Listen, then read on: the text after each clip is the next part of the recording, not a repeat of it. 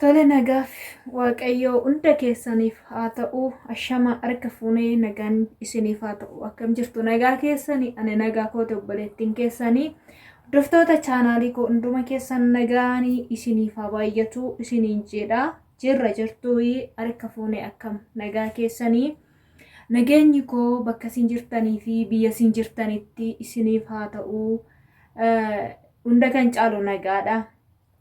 Bakkuma isin jirtanitti nagaan rabbii lafa isin jirtanitti isiniif haa baay'atu. Gaafa nagaa kana wal gaafannu dhugaa waa salphaasee garuu nagaan kun baay'ee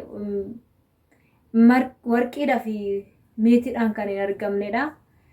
Tokkicha kan rabbi biraa namaaf kennamudha jechaadha. Nagaan kun baga nagaa qabaattan isiniin jedha. Tole nagaa kootti aansuudhaanii baga nagaadhaan dhuftanii gara mana kiyyaa isiniin jedha. Warroonni chaanaalii kootiif haaraa taatan like share gochuudhaan akkasuma immoo warroonni maatiinaaf hin taane immoo asuma maatiinaaf taasiniin jedheen jira maatiinaaf taatinatti dabalamaayi warroonni na jajjabeessaa jirtan dhugaa hedduu takka galatoomaa Oromoo koo hundumti keessanuu kutaa amantiidhaan osoo waliin qoonne haala akkana kanaan na jajjabeessuu keessanii hedduu takka sin jaaladha garaa koo guutuurraan sin jaaladha hedduu takka kabajamaayi isiniin jechuun barbaade tole.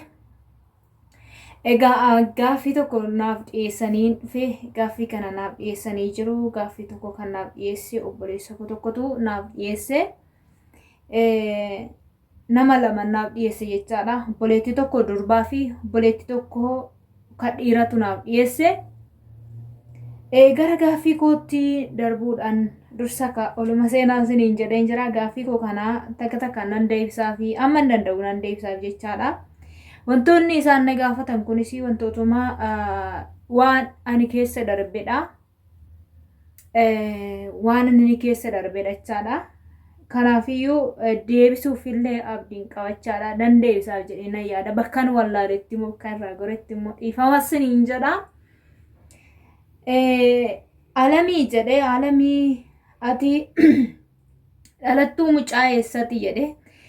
Mana nam tokkotti na gaafachaa ture. Illee mana koo keessatti ofiin ibsine malee ani mana nam tokko yeroo naquu gaaffii yeroo na gaafatan deebisaaf hin ture.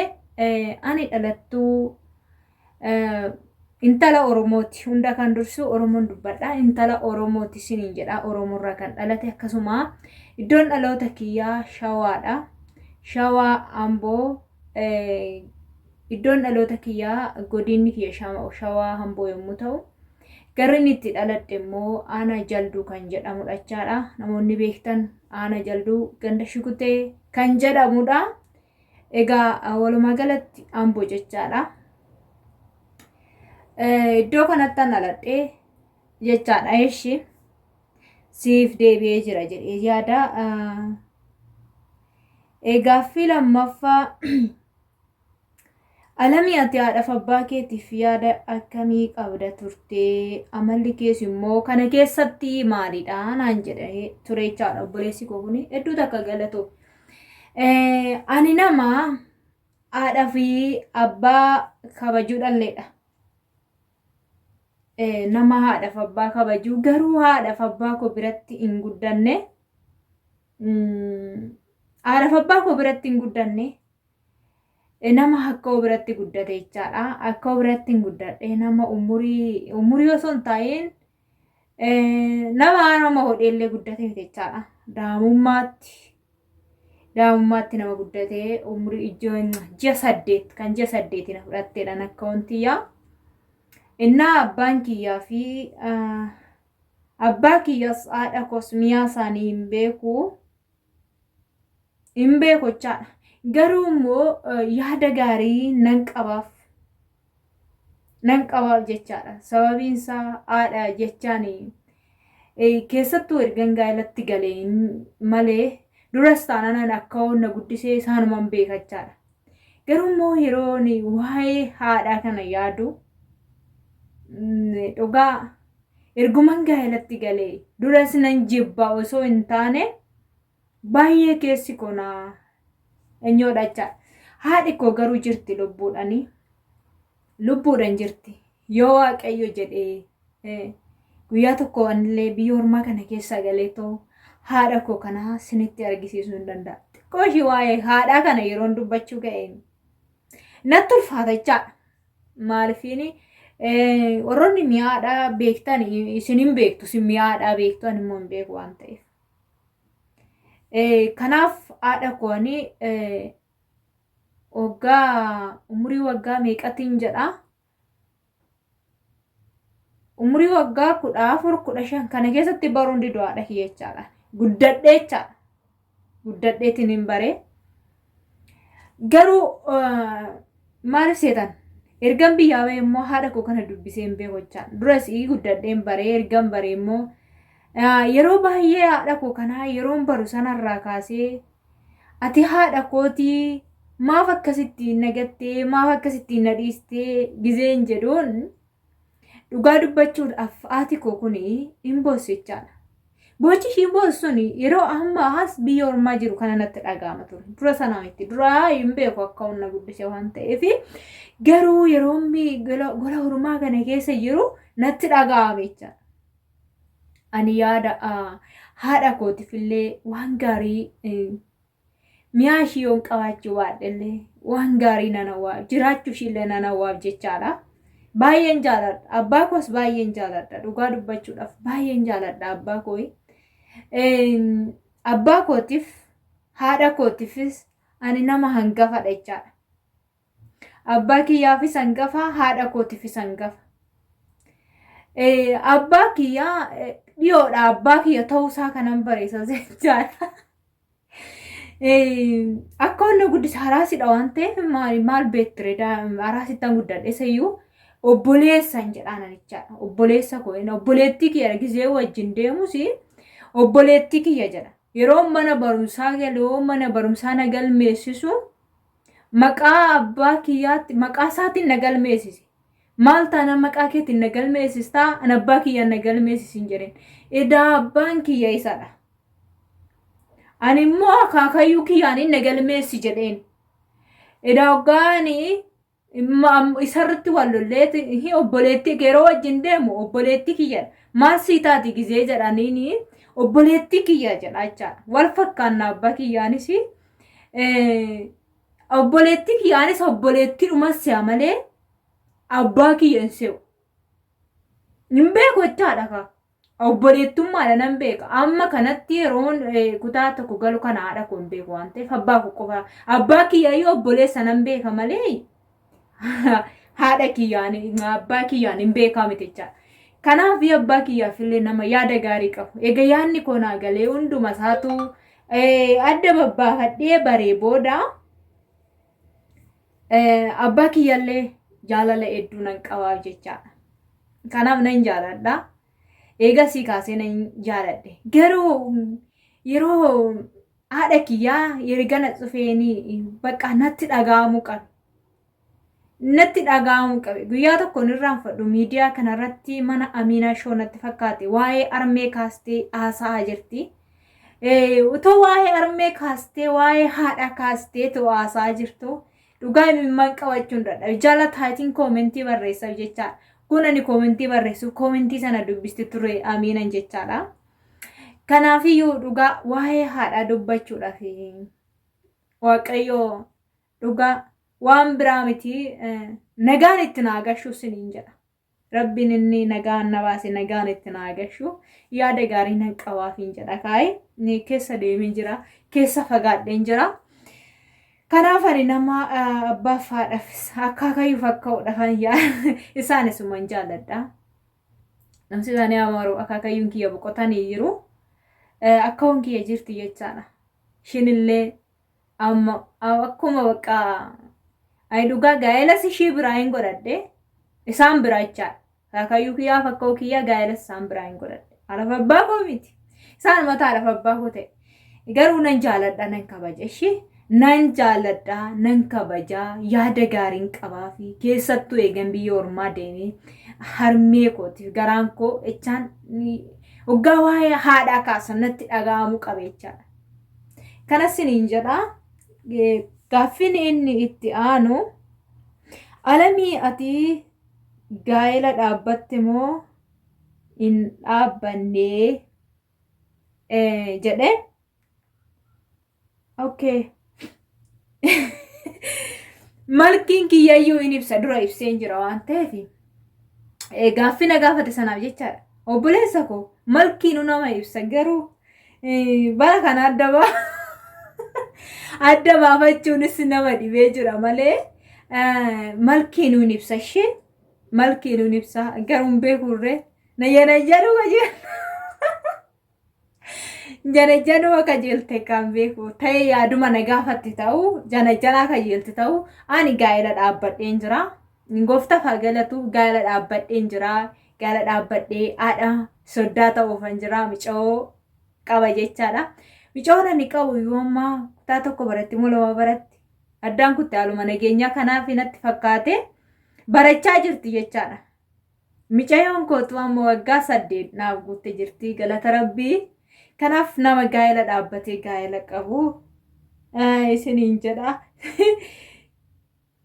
Gaa'ela dhaabbattee jedha marra deebi'aa waarratee maal jedhee gaa'ela dhaabbattee maatii kee biraa heerumte moo peestaala qabattee rattee lakki dhugaa dubbachuuf. Nama akka onna guddise siin jedheen jira naannoo of ibsoon taane warri na beekan na beeku waan ta'eef ani peestaala qabadheen naqne maatii korra dhaabataniit maaragaan ta'anii maatiin koo na heerumsiisan jechaadha malee peestaala qabatanii fakkeenya peestaala qabatanii dhaqan gaafa aariin tokko waan tokkorraa lola qajeelu walgatanii isa kanadha jechaadha.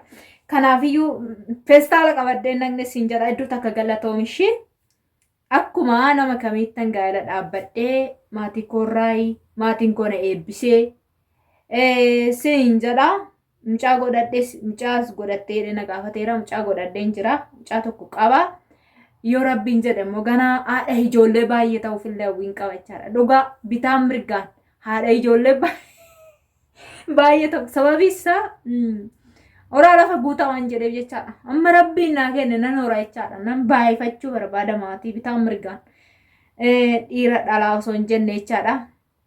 Ilmaan Oromoo haa baay'atani haa anuu nan horee baay'isa jechaadha. Kanaaf hawwii kiyya jechaadha. Gaaffii itti aanu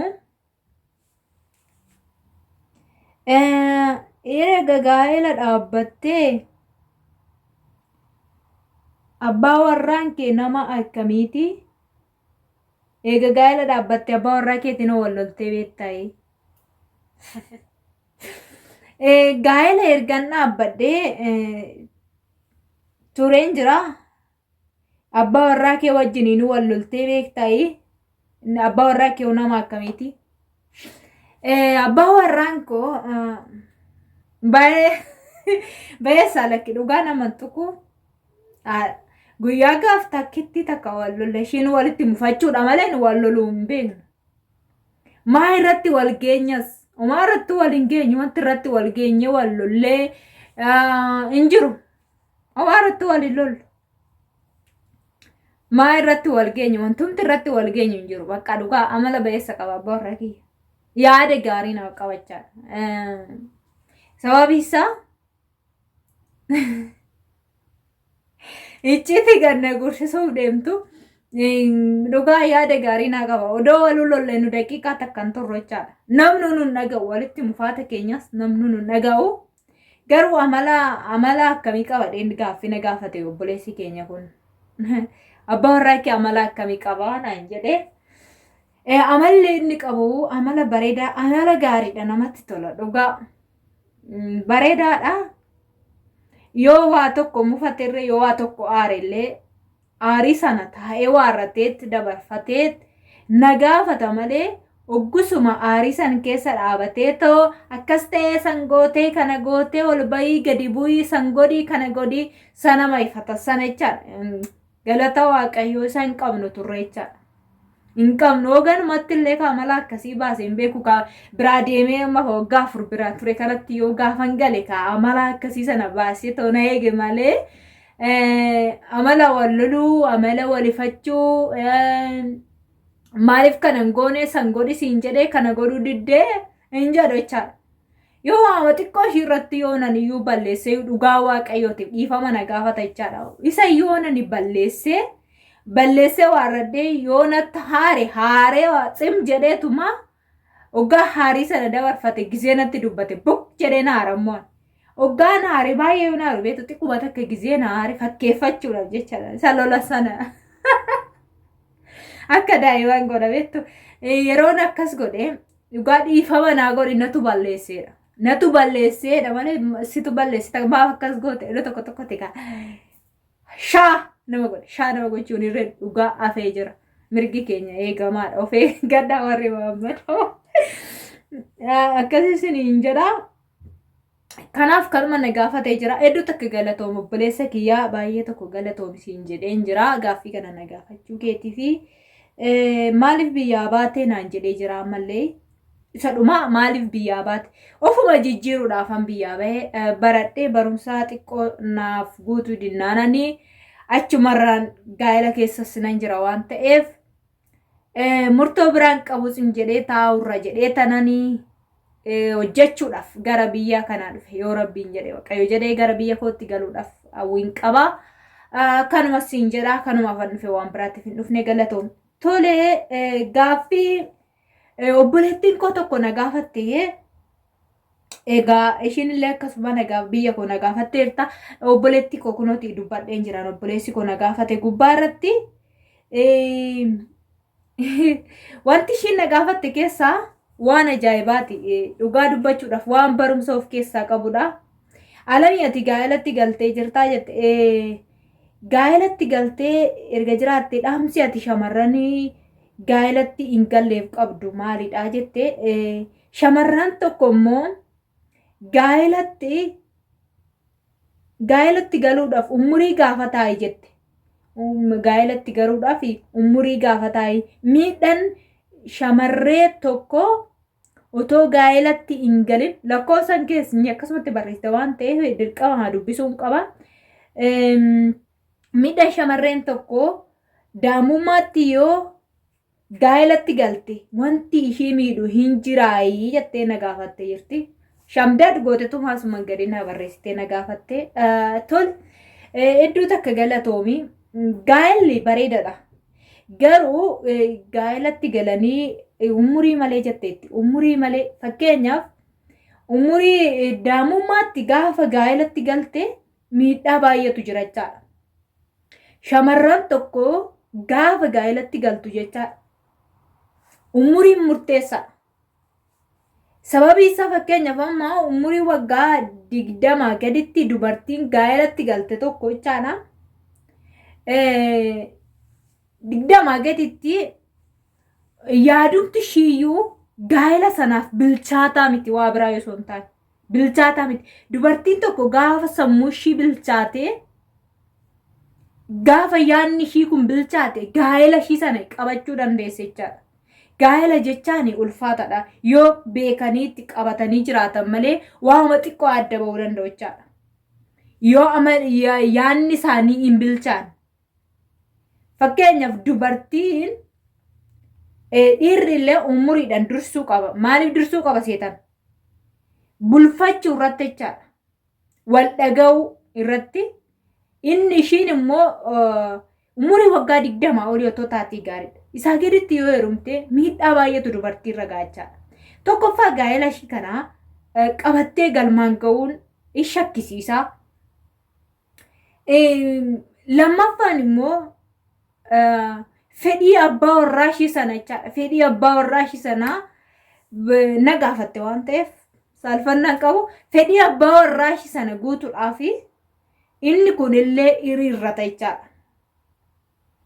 Sababiin isaa daa'ima waan taateef sammuu ishiiyyuu daa'ima hin bilchaanne waan ta'e otoo hin bilchaatiin wantichi waan seenteef iyyuu sammuu ishii kun maal godhaa deema fedhii shirrisaa deema. Wanti ta'e fedhii qaba waan ta'eef sammuu wajjinii walitti deema jechaadha. Kanaaf inni kunillee gaa'ela diigacha. Lammaffaa irratti egaa isinitti himeen jira irra muudee isinitti himee sababii isaa siniif gala jedhee yaade jechaadha. Siniif gala warri gaa'elatti hin galles warri gaa'elatti galtanis. gaaffii kana waan na gaafatte keessa otoo hin deemee dubbadhe fagoo waan deemuufiyyuu akkasumatti hin dubbadha. Inni ittaanu umrii malee gaafa heerumte shamarra tokko maal ta'aa seetan yeroo da'umsaaf geesse illee yeroo da'umsa deessurree in goddaamti in miidhamti jechaadha. Sababiin ishiin miidhamtuutti tokkoffaani yeroo deessu keessatti miidhamuu qaama saalaa ishii jechaadha. In miidhamti. Lammaffaa irratti ishumtiyyuu jireenyumti ishiitu sammuu ishii waan yeroo sanaaf da'umsaaf hin geenye waan ta'eef miidhamtuu taate jechaadha. In cabdi yeroo maleedha waan ta'eef in cabdi. Bakka rakkoo hin taane keessa buuti. Isa kanaaf dubartiin takka gaafa of geessee bilchaattee heerumte gaa'ela ishii bilcheeffattee qabatte jechaadha. In qabatti. Bilcheessitee qabatti. Gaa'ela kan ijaarus kan diigus danda'u maalidha seetan? Dubartiidha. Maaliif seetan? Dubartiin furtuudha. Dhageessanii dubartii furtuudha. Waan ta'e dubartiin yookiin waraqaadha dubartiin. Waan ta'e qabnaan gadi lakkistu jechaadha. Waan kamiyyuu yoo itti dhufe jechaadha. Kanaaf dubartiitu qabachuu danda'a. Isa kanaaf immoo bilchaatanii gaa'ela dhaabbachuun gaariidha. Akka kottechaadha. Bilchaatanii gaa'ela dhaabbachuun dhugaa baay'ee dansaadha. Baay'ee gaariidha. Ani ergan biyyaa ba'e kan waa'een gaa'ela akkasittiin natti dhaga'amuu qaba jechaadha. Maaliif yeroo sana keessatti wanti baay'een odoo dhufee hin diigama jechaadha. Kanaafiyyuu bilchaadhati heerumaa isiniin jedha. Dhugaa warri gaa'ela dhaabbanne sammuu keessan kana bilcheeffadhaa. Umurii keessanillee umurii waggaa 20 gaditti hin heerumina. Waggaa 25 itti heerumtan dhugaa baay'ee gaarii 25 olitti heerumtan sababii isa bishaattanii jirtu waan ta'eef gaa'ela keessan dhaabbachuu dandeessu seeraan. Abbaa warraa keessan wajjin jaalala addaa, jaalala hoo'ituu, gammachuu. Ammana jedhee akkasinitti himee toofituu hin dandeenyetti jechaadha kan wajjin jiraattan. Kanaafuu isa kanas hin jedhaa. Gaa'ela ofii akkasitti qabachuu danda'u jechaadha. Mucettiin tun hin heerumne ta'uu hundidu garuu akkasitti hin gaaffii na gaafatte tuni bilchaadhuti gaa'ela dhaabbadhu siin jedha haadhotiyyaa. Bilchaatanii gaa'ela dhaabbachuun baay'ee gaariidha. Hin barbaachisa. Sababii isaayyuu akkuma nama jechaa ture kana jechaadha. Fedhiidhuma abbaa warraa keetii guutuyyuu hin dhabda. Fedhii abbaa warraa kee hin guunne taanaan gadi si baasa. Gadi si baasee waarate tanan biraa ol fida. Maal gocha si fuudharee nan biraa? Kanumaaf jechaadha.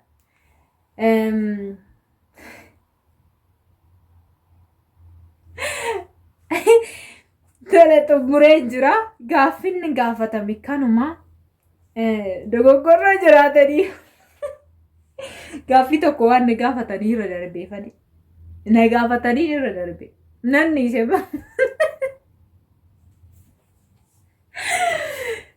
dhiifama dha godha gaaffii na gaafattee irra darbe sana obboleessa kiyya dhiifama siin jedha. Sababi isaa sammuu nama baay'eetti beektaa.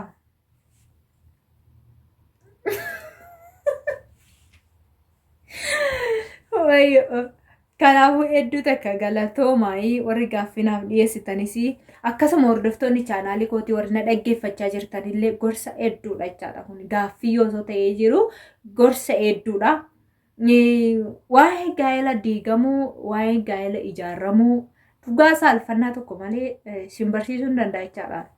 Warroonni nu barsiisi bakka hin barbaanna jettan viidiyoo otoo mul'anne akkasitti waraabessi barsiisuu danda'a. Kamitti gaa'elli namaa diigamaa? Dubartiin tokko akkamitti abbaa warraa ishee wajjin jiraatti? Akkamittiin jireenya gammachuu qabaachuu dandeenya? Gaaffii barbaadan na gaafadhaa. Dhugaa namni na gaafatte kun hedduu galatoomne. Garuu teelegiraam irraan dhufee na gaafate namni kuni teelegiraamii irraan dhufee na gaafate jechaadha.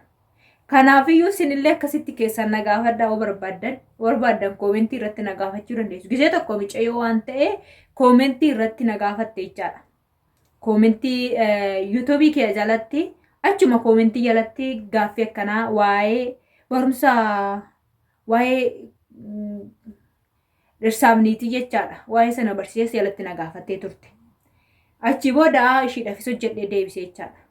Gaaffii barbaadan na gaafachuu dandeessu. Dhugaa gaa'ela jechaan ijoo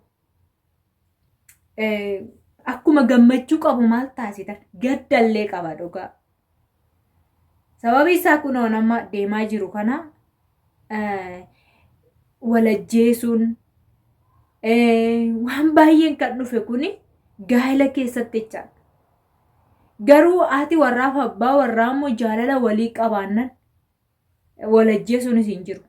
Ho'itu wajjin jiraatu, gammachuudha wajjin jiraatu. Seexana of gidduun gashan jechaadha. Kanaaf akkasiis isiniin jedha. Barumsa kana irraa barattu jedhee yaada. Kuni barumsadha. Dhugaa gaaffiif deebii haa ta'uyyuu malee barumsadha jechaadha. Sababiin isaa dhugaa amma beekumsa xiyyaa tana sinii fireen jira. Hedduu takkanaaf galatoomaa isiniin jedheen jira. Kabajamaa uummata jaalatamoo warroonni chaanaalii kootiif haaraa taatan adara subscribe gochuudhaan yeroo hundumayyuu barumsoota xiqqoo isiniif qabadhee nan dhufa. Warroonni immoo duranaaf maatii taatanii jirtan like share subscribe godhaa.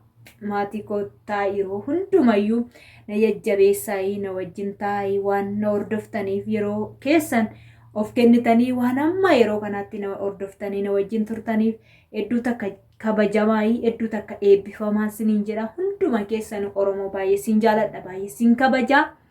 Hunda keessaniif kabaja guddaa jaalala guddaan qaba. Eebbifamaayi eebbifama. Baay isiniin jedheen jira. Warri buna qabattanii shaayii qabattanii akkasuma immoo mana jara kanaa keessa walii gadi fiigaa na dhaggeeffachaa jirtan hundumti keessaniyyuu boqodhaa yeroo gaarii qabaadhaa. Ciao.